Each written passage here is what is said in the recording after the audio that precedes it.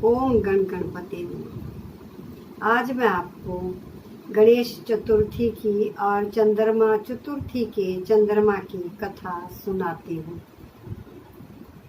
भाद्रपद के शुक्ल पक्ष की चतुर्थी को भगवान गणेश जी प्रकट हुए थे। तब से लेकर हर साल ये त्योहार गणेश महोत्सव के रूप में मनाया जाता है। ये लगभग 10 दिनों तक चलता है। ये चतुर्थी से लेकर चतुर्दशी अनंत चतुर्दशी तक चलता रहता है। लोग अपने अपने घरों में अपनी इच्छा के अनुसार 1 दिन 2 दिन या 10 दिनों तक भगवान श्री गणेश जी की मूर्ति की स्थापना करते हैं और उनका विधि विधान से उनकी सेवा करते हैं और फिर विसर्जन कर दे विधि विधान के अनुसार उनका विसर्जन कर देते हैं। ऐसे ही चतुर्थी की एक कथा है। चतुर्थी चंद्रमा की चतुर्थी की कथा है कि चतुर्थी का चंद्रमा हमें क्यों नहीं देखना चाहिए। ये एक पौराणिक कथा है।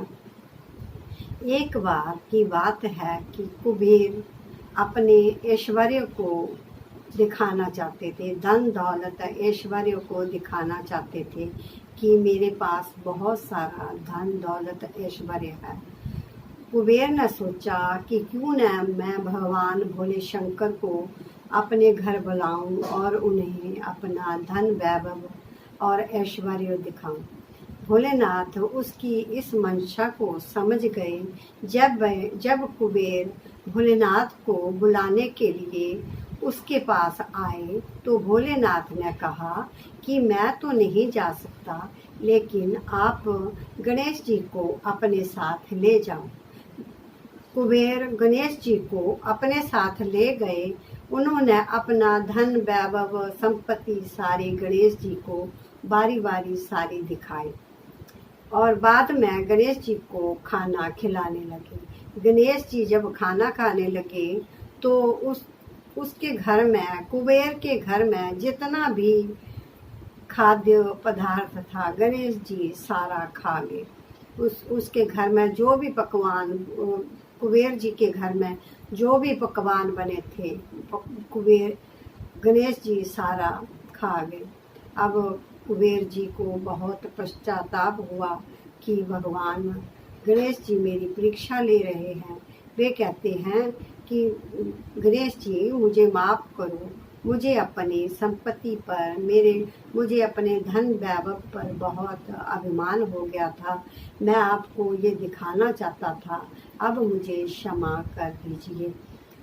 भगवान गणेश जी ने कुबेर जी को क्षमा कर दिया। बाद में जब गणेश जी अपने घर अपने कैलाश को वापस आ रहे थे तो ज़्यादा खाने के कारण उनका पेट बढ़ चुका था और वजन भी बढ़ चुका था। उनकी सवारी चूहा उनके भार को सहन नहीं कर पा रही थी। वे रास्ते में लड़खड़ाने लगा। चूहा रास्ते में लड़खड़ाने लगा और गणेश जी नीचे गिर गए। नीचे गिरने के कारण गणेश जी के सारे कपड़े कीचड़ से खराब हो गए।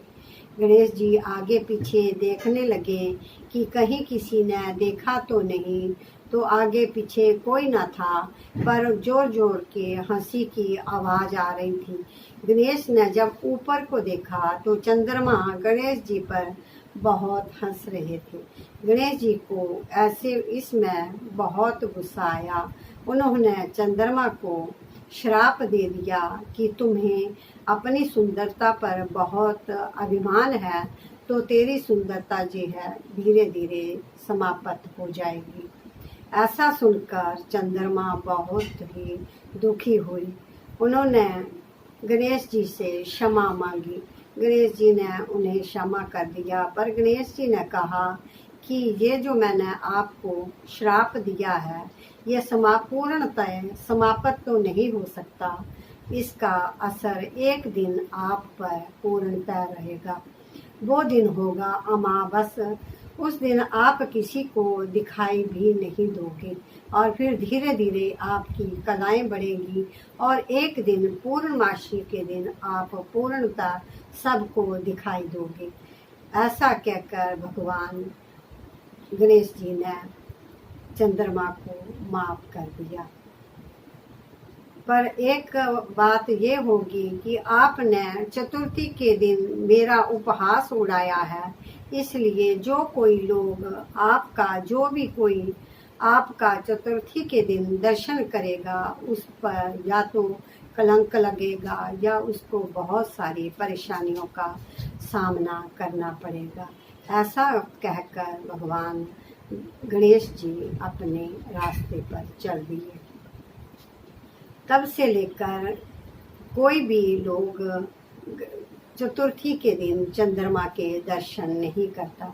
अगर भूलवश कोई चंद्रमा का दर्शन कर लेता है तो फिर उसको भगवान भोलेनाथ की शरण में जाना होगा।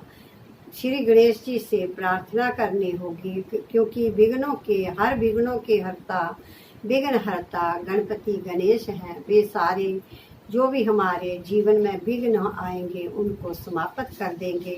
पर जब जो भी कोई अगर कलंक है या दोष है तो विघ्नहर्ता के पिता भोलेनाथ सारे कलंक और सारे दोषों को समाप्त कर देंगे। जय भोलेनाथ।